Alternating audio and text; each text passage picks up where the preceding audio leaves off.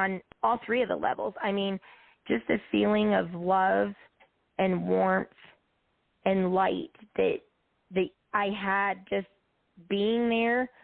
I almost am homesick for it some days, especially like if I'm having a bad day. I mean, I just cannot express like how amazing it felt there. So I think I was just kind of enjoying it more than anything. Excited to kind of go on the tour and like, what's this? You know, wow, where are we kind of a thing. There was no fear at all. There was no pain. There was no, oh my gosh, what did I do to my family? I mean, there was no, there was no negative at all. It was all positive thoughts, all positive everything. So I do think that when you do pass and it is your time, I don't think that any negative, any kind of energy goes. So I do think that people that pass, like my mom, I don't think she's sitting there worrying about us, or she's, you know, having negative thoughts about it. I think it's all positive, and I think it's because of that all-knowing feeling, and you just know, like, I don't know how to explain, but it just feels like everything's interconnected. And since coming back, and like since coming back, I've been doing a lot more helping people and trying to do just anything I can for people. And some people will say like, you know, well, that person didn't really appreciate that, or you shouldn't have done that. They didn't tell you the truth or something with it. And my thought to them when something like that happens as well, they may have not have liked, they may have not appreciated what I did for them, but I bet you there was somebody watching me that I did do that, and it changed their mind. So I'm definitely seeing things very interconnected. We come in each other's lives for reasons. We might not know those reasons, but everything is connected. Everything everybody does is connected. And I did not know that prior to this. So that was one of my takeaways as well. So the piece for so in this you know, journey that you're taking with your guide, your angel, your guardian angel, your higher self, however, you know, you connect, there's this piece of whether you're aware of it as a witness or not, you're evaluating yourself. Are you aware of when maybe your perception or how your perception evolved of yourself over this experience? Like, was there a pivotal piece during the near-death experience as well as maybe a few days of follow-up while you're recovering, where your perception of yourself was really gaining a higher self-worth, or your self-esteem was really kicking in, and you really were seeing your value through a different lens than you ever did before? Can you go back and see that journey, that process, that self-evolution? Can you go there? So I didn't have anything like that when I was having the experience.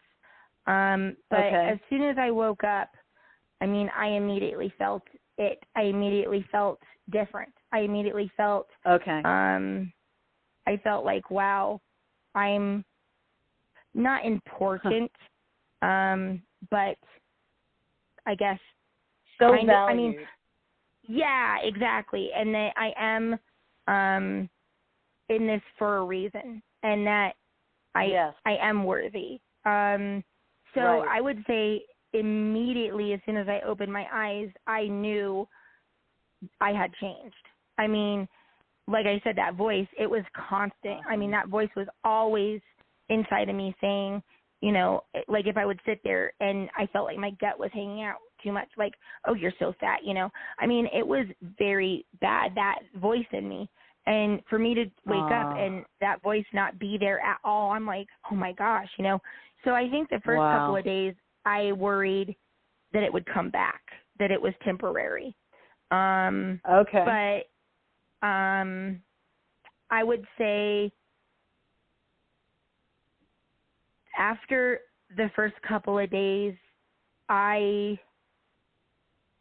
stopped worrying about that because I knew I had just changed. I knew that it wasn't a temporary thing.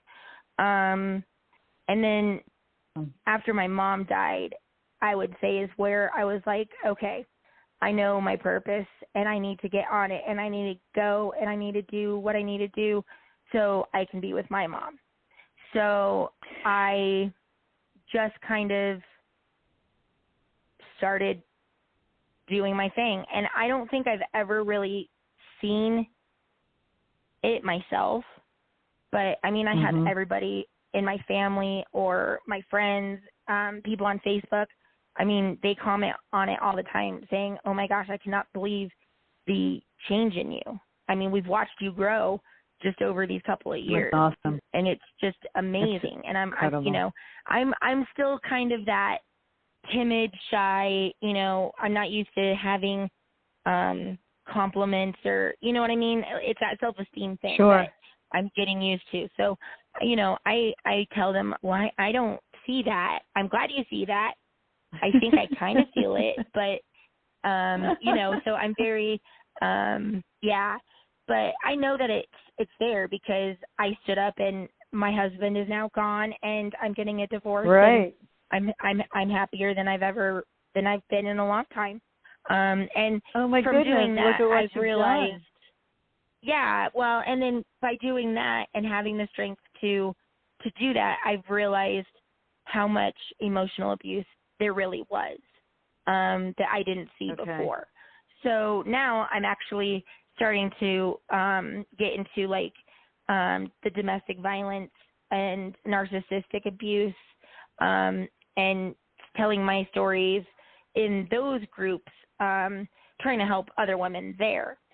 So, you know, somebody asked me if I wish I'd never met him, and I'm like, no, I would have done it all over again because he's what made me grow too. I mean, I think the emotional toll that I was at was probably half him when I did the attempt. And I mean, it just completely changed my life. So I would do it all over again if I had to. Yeah. You know, there's so much wisdom through pain if we can get to the other end, and God bless you, you did.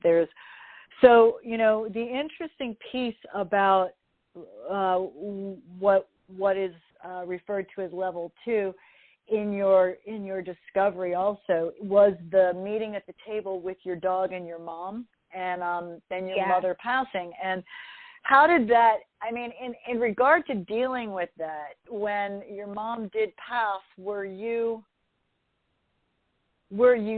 did you recognize the gratitude for the experience more at that point, that you thank God now I can connect the dots and see what's going on? Or did it help you in your grief? Was it a supportive piece on some level for you to know that? For sure. I mean, when she passed, I just knew where she was. I mean, I seen it. So I knew she was with my grandma. I knew she was with my grandpa. I knew she was happy. I knew that everything was okay. And I knew that she could still communicate with me. It's weird that it's almost like I never felt her leave me. Like, I know she left. I know her body's not here, but there is not a part of me that felt she completely left me. I've always felt like she was here in some way. And I tried to talk to my sister about that, and my sister does not feel that. She said she wished she felt that. So I'm thinking the near-death experience really helped me in that area. And I just know that it really helped me with my dog too, because my dog was my everything. It was my first dog by myself, and I had him for 10 years. We were living on our own. He was my best friend. He was my companion. He was my everything. He was my rock. So when I had to put him to sleep, it was really comforting to know that he jumped out of my arms and into my mom's arms, because my mom was really sorry, my dogs are going crazy. My mom was very close with my dog Bear. She would always say she was grandma and that was her grand dog, because I don't have kids. So she was very close with him. So I know that they're together. So that really helps me. It really helped me through the two deaths right away. Yeah, that had to be hard. Really had to be hard. God works in mysterious ways.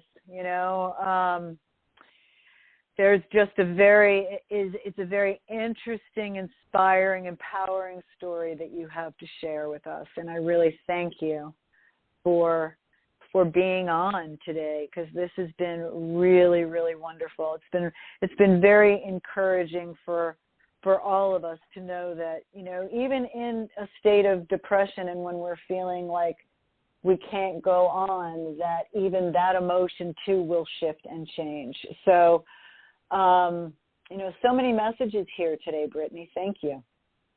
Yes, and I think one of the bigger parts that I really like to get through is, there's a lot of people out there who worry about if they're going to see their loved ones again, but there's a lot of people out there who are worried if they're going to see their animals again. And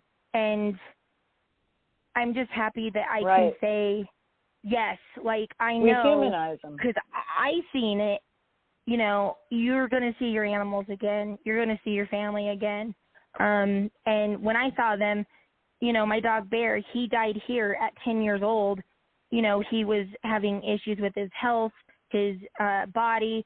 But when I saw him up there, he was probably half his age and, the prime of his life. So not only do you get to see them again, but they're not, they're not their sick selves that they might have left as. They are happy. They are healthy. They are just enjoying that realm. Yeah, it's a chosen essence. It is, and it's incredible when I hear that, because I do hear a lot of stories about people and their pets in heaven and how we've humanized them. They end up where we are. So it's like, it's, of course they're gonna be a big part of our spiritual journey too. And thank you so much, Britney. This is a very, very empowering, wonderful story, and I really enjoyed talking to you today. So thank you for being on Unlimited Realities. And, thanks for having me. And we should talk at some point also in the future on your ventures with your missing persons. Yeah, definitely. So we'll stay in touch. And God bless you, Britney. And I welcome you in this whole journey of getting the word out with what's out there. That it's much more beyond what we see. It is definitely, there is a world beyond what we see. So thank you, and thank you for sharing such an intimate and vulnerable piece of your life. I really, really appreciate it. Thank you for being on the show. Thanks for having me. Take care. Take care, guys. You're welcome. Bye. God bless. Bye-bye. Bye.